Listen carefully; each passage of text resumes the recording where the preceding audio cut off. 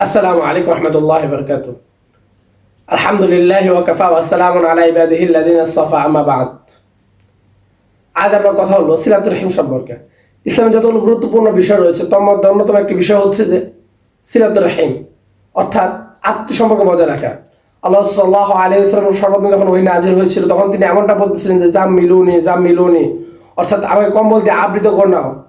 তখন খাদিজাতুল কুবরা রাদিয়াল্লাহু তাআলা আনহা ভেবেছিলেন তাই কোনো জিন আক্রমণ করেছে কিংবা জিনে আসর করেছে। তখন তিনি তাকে তার চাচাতো ভাই ওয়ারকা ইবনে নাফালের নিকট নিয়ে গিয়েছে। সে ছিল পূর্ববর্তী ধর্মে জ্ঞানী।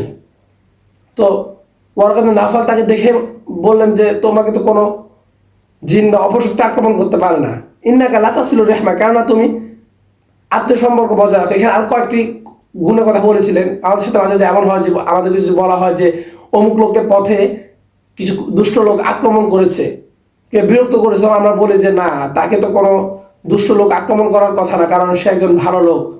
সে একদম ৫ ওয়াক্ত নামাজ আদায় করে, সে মানুষের খুব সুন্দর আচরণ করে, সে ফরেজগার মানুষ ইত্যাদি বিভিন্ন গুণ আমরা বর্ণনা করে থাকি। একইভাবে ওয়ারকা ইবনে নাওফাল রাসূল সাল্লাল্লাহু আলাইহি ওয়াসাল্লামকে দেখার পর এই কথাটি বলেছেন, কয়েকটি গুণের কথা বলেছেন। তখন সর্বতন্ত্রী বিষয় বলেছেন হচ্ছে ইন্নাকা লাতাসিলুর রাহমা, তুমি তো আত্মীয় সম্পর্ক বজায় রাখো, সেজন্য তোমাকে কোনো জিন কিংবা অপশক্তি আক্রমণ করতে পারে না।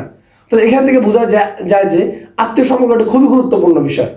এক সাহাবী আল্লাহ সাল্লাল্লাহু আলাইহি সাল্লামকে জিজ্ঞাসা করেছিলেন যে আল্লাহ সুবহানাহু ওয়া তাআলার পর আমরা কার সেবা করব, আমাদের সাথে কার সাথে সম্পর্ক, আমরা কার সাথে সম্পর্ক রাখবো। তখন তিনি বলছিলেন উম্মুকা, তোমার মায়ের।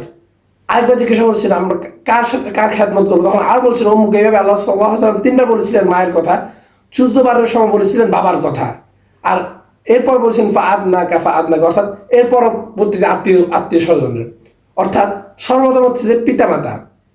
এখন দেখা যায় যে আমাদের সাথে আমাদের পিতামাতা খুবই তুচ্ছ একটা সম্পর্ক হয়ে গিয়েছে।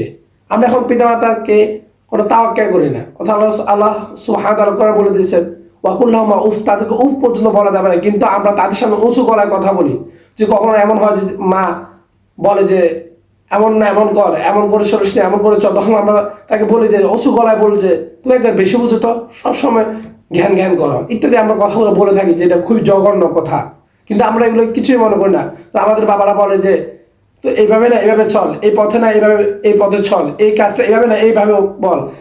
এই পথগুলো আমরা পাড়ে দিয়ে এসেছি, এই দাড়ি এই চুল এমনি আমি পাকেনি, এগুলো আমরা করে আসছি, এই পথ আমরা পাড়ি দিয়ে এসেছি ইত্যাদি। যখন বলে তখন আমরা বলি যে তুমি একটা বেশি কথা বলো, তুমি একটা বেশি বুঝো ইত্যাদি ইত্যাদি কথাগুলো বলে আমরা তাদের সামনে উগ্র মেজাজ দেখাই, তখন আমরা তাদের সাথে উগ্র আচরণ করি। কিন্তু এটি খুবই নিকৃষ্ট। আল্লাহ সুবহানাহু ওয়া তাআলা কোরআনে সম্পূর্ণ নিষেধ করেছেন ওয়ালা তাকুল্লাহুমা উফ, তাদের উফ পর্যন্ত, উফ এটা কত ছোট একটি শব্দ, এই ছোট শব্দটি পর্যন্ত আল্লাহ সুবহানাহু ওয়া তাআলা তার সঙ্গে ব্যবহার করতে নিষেধ করেছেন। ওই জায়গায় আমরা তাদের সাথে উঁচু গলায় কত খারাপ ভাষায় কথা বলি, কিন্তু আমরা তাকে কিছুই মনে করি না।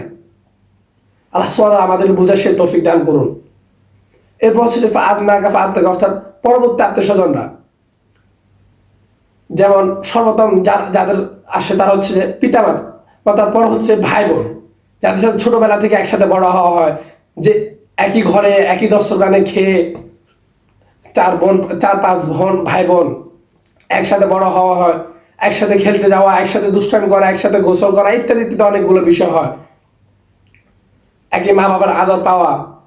কিন্তু একটা সময় এসে এমন হয় যে আমরা তাদের সাথে সম্পর্কগুলো বিচ্ছিন্ন করে ফেলি, তাদের সাথে আমাদের সম্পর্কটা খুবই জঘন্য হয়ে পড়ে। কিন্তু আমরা ভুলে যাই যে আমাদের শৈশবের কথা। শৈশবে এমন হয় যে ছোট ভাই অথবা বড় ভাইয়ের জন্য, ভাই বোনের জন্য 10 বসে অপেক্ষা করে, সবাই আসলে একসাথে খাবে, সবাই আসলে একসাথে দুষ্টামি করতে যাবে। কখনো কখনো এমন হয় যে বড় ভাই কিংবা বড় বোন স্কুলের গেটে মাদ্রাসার গেটে দাঁড়িয়ে থাকে, তখন বন্ধুরা বলে যে চল বাড়ি যাবেন, আমরা চলে যাচ্ছি। তখন বলে যে না, তুই দাঁড়া, আমার ছোট বোন কিংবা ছোট ভাই সে এখনো আসে নাই, সে আসলে আমরা একসাথে যাব। এভাবে গেটের সামনে দাঁড়িয়ে থাকে। কিন্তু আস্তে আস্তে যখন শৈশবটা কেটে যায়, মানুষ বড় হয়, তখন আর ওই ভাই বোনের সম্পর্কটা থাকে না। তখন আমাদের মাঝে বর্তমানে ভ্রাতৃত্বের সম্পর্কটা একবারে হারিয়ে গিয়েছে। অথচ ইব্রাহিম আলাইহিস সালামকে যখন ফেরাউনের নিকট যেতে বলা হয়েছিল, যখন বলা হয়েছিল যে ফেরাউনের নিকট যাও, সে খুবই উগ্র হয়ে গিয়েছে, তখন তিনি বলেছিলেন ওয়াজআলনি ওয়াজিরাম মিন আহলি, আমার আত্মীয় স্বজনের মধ্য হতে কোন একজনকে আমার সাহায্যকারী বানিয়ে দিন। আমার অভিভাবক বানিয়ে দেন। হারুন আখি, হারুন আমার ভাই। এখানে চাইলে তিনি অনেকের কথা বলতে পারতেন। আল্লাহ চাইলে বলতে পারেন যে হে আল্লাহ, আপনি আমার সাহায্যকারী হয়ে যান। ঠিক আছে, আল্লাহ তাআলা আল্লাহ সুবহানাহু ওয়া তাআলা সাহায্য করবেন, কিন্তু এখানে গুরুত্ব বোঝানোর জন্য নয় যে আল্লাহ দুনিয়াতে একজনকে প্রয়োজন। সেখানে তিনি বলছেন হারুন আখি, তিনি চাইলে অনেকের নামে বলতে পারতেন, বন্ধু বান্ধব ইত্যাদি, আমরা যাদেরকে আপন মনে করি, কিংবা স্ত্রী, অনেকে নাম বলতে পারতেন। তিনি কারো নাম বলেন না, বরং বলেছেন হারুন আখি, হারুন আমার ভাই। উসদুদ বিহি আজরি, এবং তার মাধ্যমে আমাকে শক্তিশালী করুন। আল্লাহ তিনি চাইলে বলতে পারতেন যে তোমার নুসরতের মাধ্যমে আমাকে শক্তিশালী করুন ইত্যাদি বিষয়। ঠিক আছে, আল্লাহ সুবহানাহু ওয়া তাআলা তো সাহায্য করবেন না, কিন্তু পাশাপাশি প্রয়োজন। তিনি তখন বলছেন যে উসদুদ বিহি আজরি, তার মাধ্যমে আমাকে শক্তিশালী করুন এবং তাকে আমার বিষয়ে শরীর দান করুন। কাই নুসাব্বিহুকা কাসীরা, যাতে আমি বেশি আপনার স্মরণ করতে পারি, যাতে আমি বেশি আপনার প্রশংসা করতে পারি। এখানে তিনি চাইলে অনেকের কথাই বলতে পারতেন, কিন্তু তিনি কার কথা বলেন?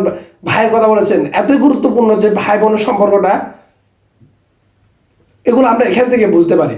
কিন্তু আজ খুবই দুঃখের সঙ্গে বলতে হয় যে এখন আমাদের ভাই বোনের সম্পর্ক হচ্ছে যে ভাই বোনের সম্পর্কে মারামারি, কোপাকুপি ইত্যাদি সম্পর্কের সাথে জড়িয়ে পড়েছে। আমাদের ভাই বোনের সম্পর্ক এখন হচ্ছে যে মারামারি, ভাগাভাগি, কোপাকুপি ইত্যাদি। আমরা ভুলে যাই আমাদের শৈশবের কথাগুলো। অথচ আল্লাহ সুবহানাহু ওয়া তাআলা বলে দিয়েছেন লা তানসাউল ফাদলা বাইনা আহাদিকুম, তোমরা তোমাদের পরস্পরের অনুগ্রহকে ভুলে যেও না।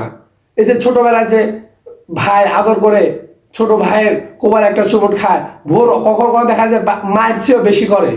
দেখা যায় যে যখন ছোটবেলায় আপনি আমি জন্মগ্রহণ করেছি, তখন দেখা যায় আমাদের মা বিভিন্ন অসুস্থতা, বিভিন্ন কাজে ব্যস্ত থাকলেও আমাদের বোন আমাদেরকে যখন কান্না করে তখন কোলে নিয়ে নিয়ে হাঁটতো, এদিক সেদিক নিয়ে যেত। যখন চাইতো একটু বাইরের বাসা থেকে বের হতো, আমাদেরকে বাসা থেকে বের করে নিয়ে একটু হাঁটাহাঁটা করতো, একটু ঘোরাফেরা করাতো, আমাদেরকে ধরে ধরে হাঁটাতো, একসাথে স্কুলে যেতাম, একসাথে মাদ্রাসা যাওয়া হতো। কিন্তু বড় হয়ে ওই ভাই বোনের প্রতি আমরা অকৃতজ্ঞ হয়ে পড়ি, তাদের থেকে আমরা দূরে সরে যাই। আর আল্লাহ সুবহানাহু ওয়া তাআলা যেসব সম্পর্ক ছিন্ন করতে নিষেধ করেছেন, ওসব সম্পর্ক যে ছিন্ন করে আল্লাহ সুবহানাহু ওয়া তাআলা বলেছেন উলাইকা লাআনাহুমুল্লাহ, তাদের উপর আমার লানত। অথচ আমরা এই পরস্পর সম্পর্ককে, আমাদের ভাই বোন আত্মীয়তার সম্পর্কটাকে আমরা কোন সম্পর্ক, এবং আমরা এটা কিছুই মনে করি না। আমরা ভাবি যে না, আমাদের কেরিয়ার প্রয়োজন, আমাদের বউ স্ত্রী ইত্যাদিগুলো নিয়ে আমরা পড়ে থাকি। এগুলোর কারণে দেখা যায় যে আমাদের ভ্রাতৃত্বের সম্পর্কটা, ভাই বোনের সম্পর্কটা, এগুলো নষ্ট হয়ে যায়। আল্লাহ সুবহানাহু ওয়া তাআলা আমাদের বোঝার সে তৌফিক দান করুন। আসসালামু আলাইকুম ওয়া রাহমাতুল্লাহ।